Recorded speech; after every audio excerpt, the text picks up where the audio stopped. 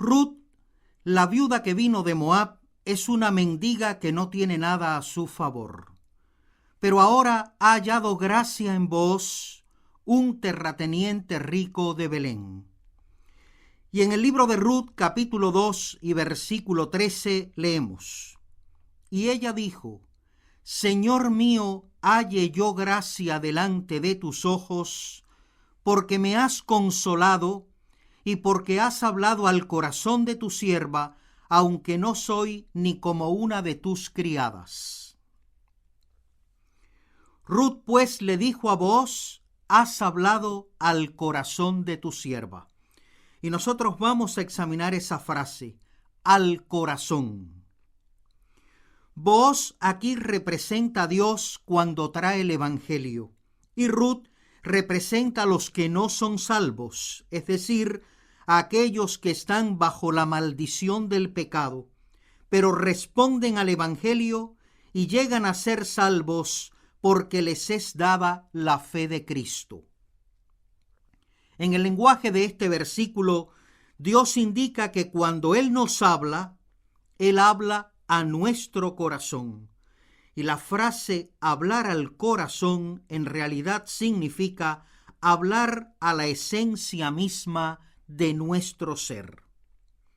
En algunas ocasiones hablamos con individuos que nos oyen con sus oídos, pero no nos oyen en su corazón.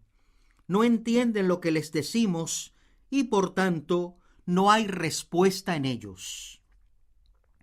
El evangelio llega a muchas personas, es proclamado en todo el mundo y todos pueden oírlo. Es decir, pueden oír las palabras del evangelio.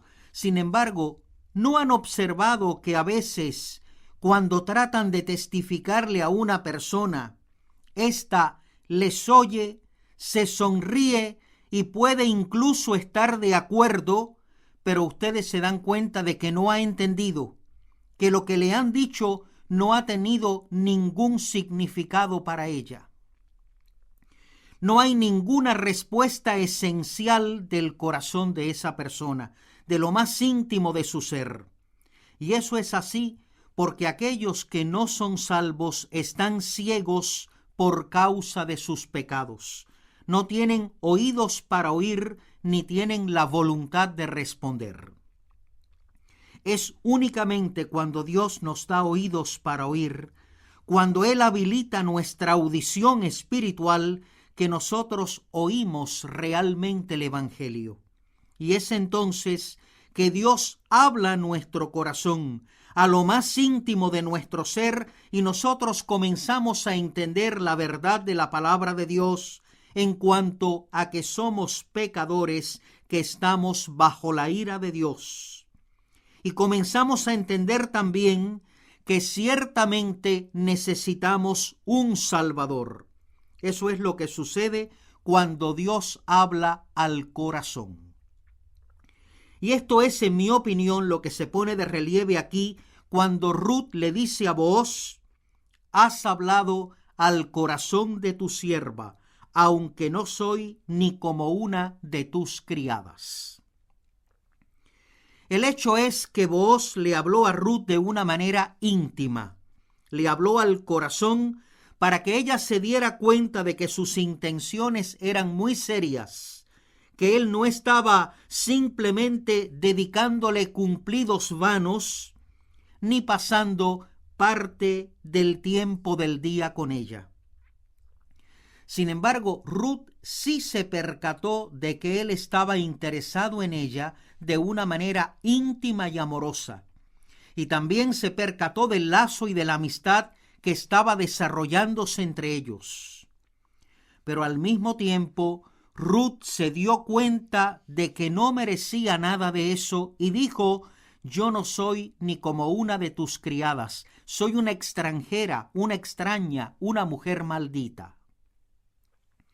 A través del libro de Ruth hemos visto esto con frecuencia, porque ese es el modo en que Dios viene a nosotros.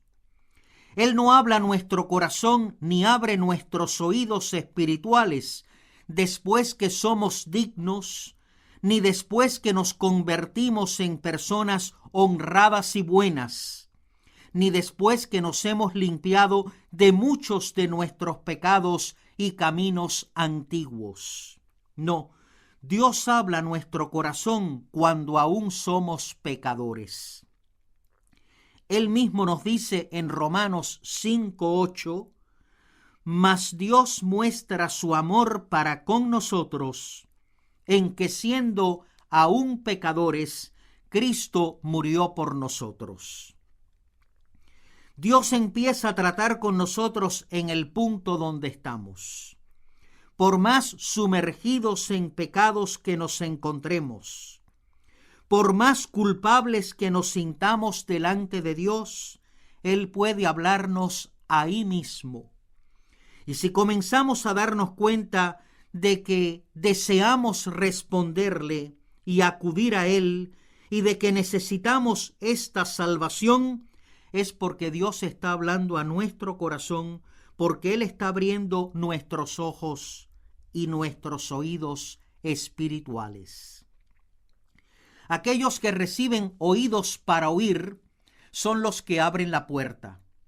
Dios los ha capacitado para que deseen oír el Evangelio. Y ahora vamos a seguir con Ruth capítulo 2, versículo 14. Miren, hacer este estudio del libro de Ruth a mí me hace estremecer. Una y otra vez hallamos expresiones de lenguaje que parecen tan difíciles de entender que desearíamos tener una traducción que resultara más cómoda de leer, una traducción en la que las oraciones fluyeran con mayor facilidad. Yo estoy seguro de que si ustedes leen el libro de Ruth en cierto número de versiones de la Biblia, el lenguaje que van a encontrar va a parecerles muy distinto al de las versiones más antiguas, como por ejemplo la versión en español de Reina Valera. Y si lo leen en una versión parafraseada, este libro va a parecerles totalmente distinto, como si algunas de las dificultades hubieran sido allanadas. Sin embargo, las expresiones de lenguaje aparentemente difíciles son muy fieles a la manera en que Dios escribió la Biblia. La Biblia, de acuerdo al modo en que Dios la escribió, no nos ofrece solamente el relato histórico, sino también las verdades espirituales ocultas dentro de ese lenguaje. Es posible que no podamos descubrir cuáles son esas verdades enseguida, pero si continuamos estudiando y comparando la Escritura con la Escritura, Dios en su providencia divina quizás abra nuestros ojos espirituales y entonces comenzaremos a entender por qué Él usó este lenguaje tan difícil.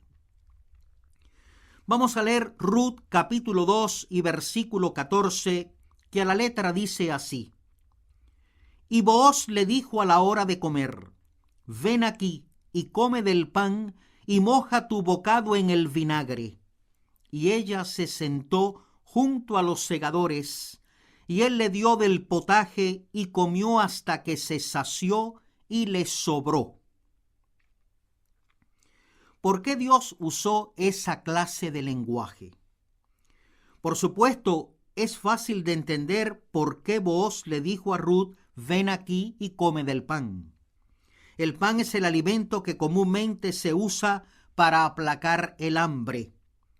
Esa, claro está, es una oración que sí podemos hallar en una historia de amor. No hay nada difícil con respecto a esa oración. Pero entonces Booz le dijo: y moja tu bocado en el vinagre. De acuerdo con la costumbre, es cierto que ellos servían algo de vinagre junto con el pan para darle a éste un poco más de gusto, así como nosotros también podríamos usar un poco de mostaza o un pepinillo encurtido para darle sabor al pan. Sin embargo, eso no es lo esencial de la comida.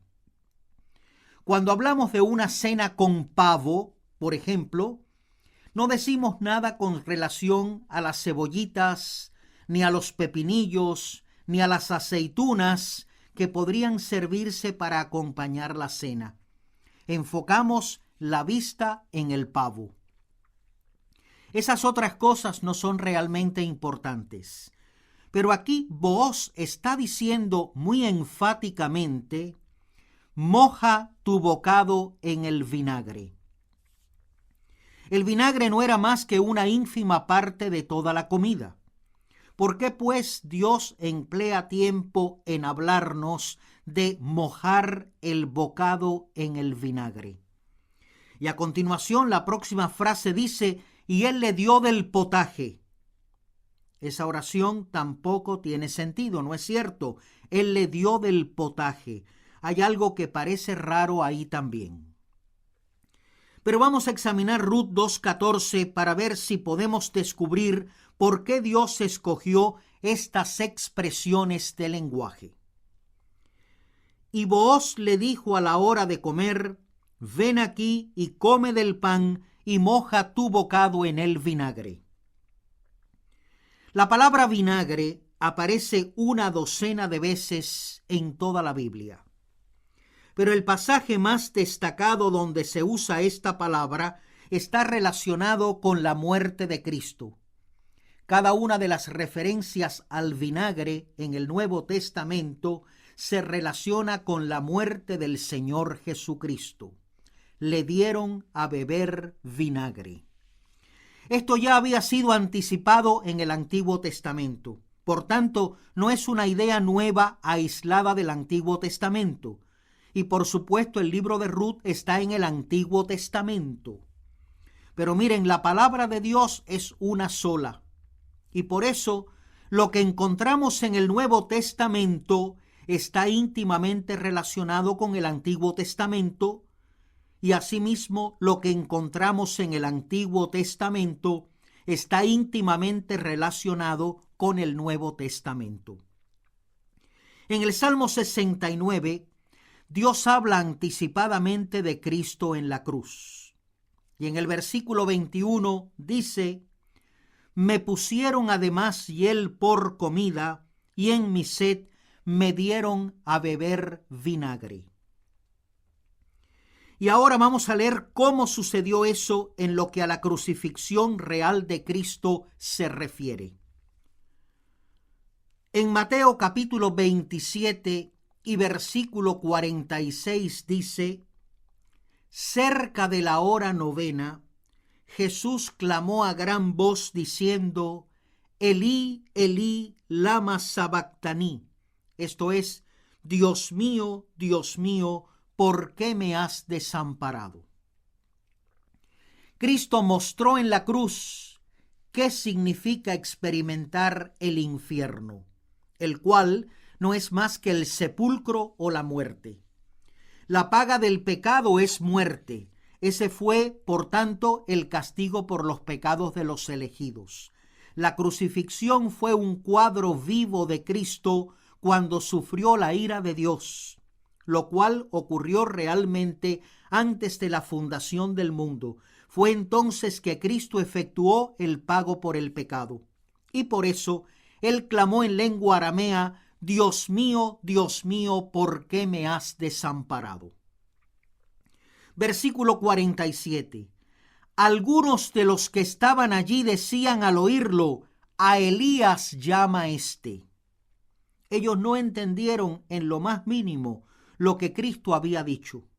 Y entonces, ¿qué hicieron? Versículo 48. Y al instante, corriendo uno de ellos, tomó una esponja y la empapó de vinagre, y poniéndola en una caña, le dio a beber. Cristo pues bebió vinagre. Por lo tanto, este vinagre está relacionado con las profundidades del infierno o del sepulcro. En la cruz, Dios derramó de nuevo su ira sobre el Señor Jesucristo para mostrar de qué manera Él había sufrido por los pecados de cada uno de los que componen su pueblo antes de la creación de nuestro universo.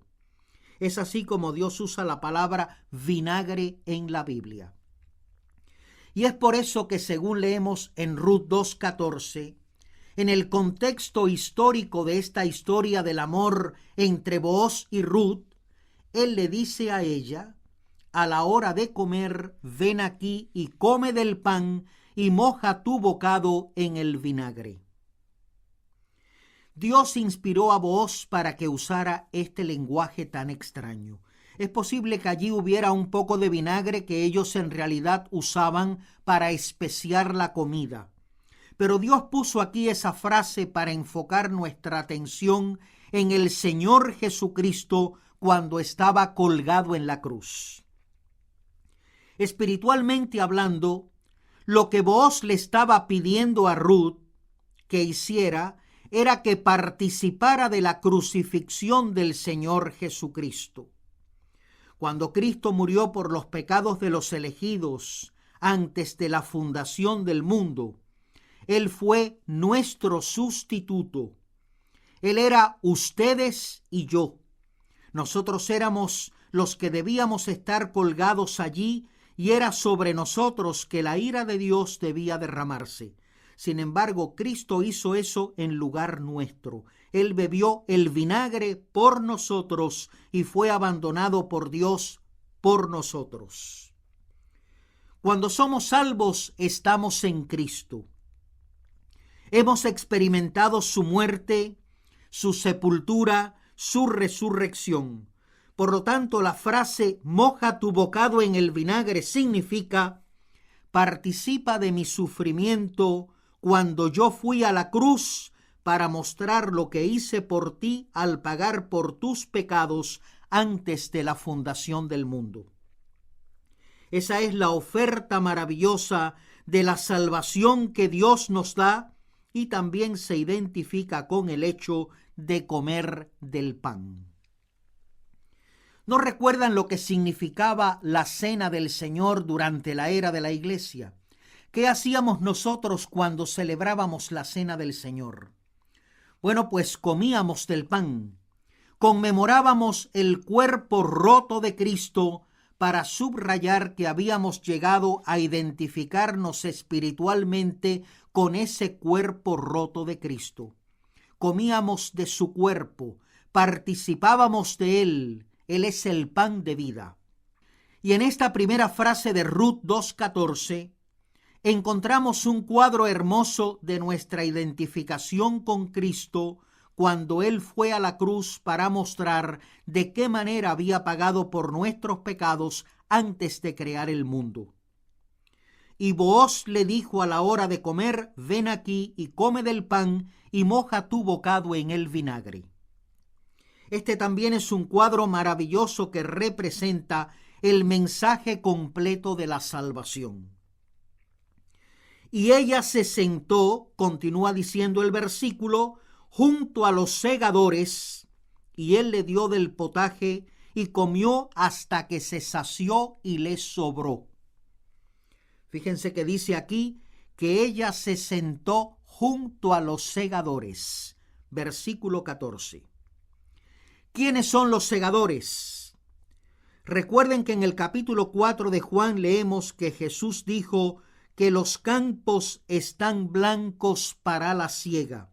Y en otro pasaje dijo: rogad pues al Señor de la mies que envíe obreros, que envíe segadores a su mies. Por tanto, los segadores representan a los creyentes nacidos de nuevo. Estuvieron trabajando con Cristo, llevando el Evangelio para que aquellos que debían ser salvos fueran segados de los campos del mundo.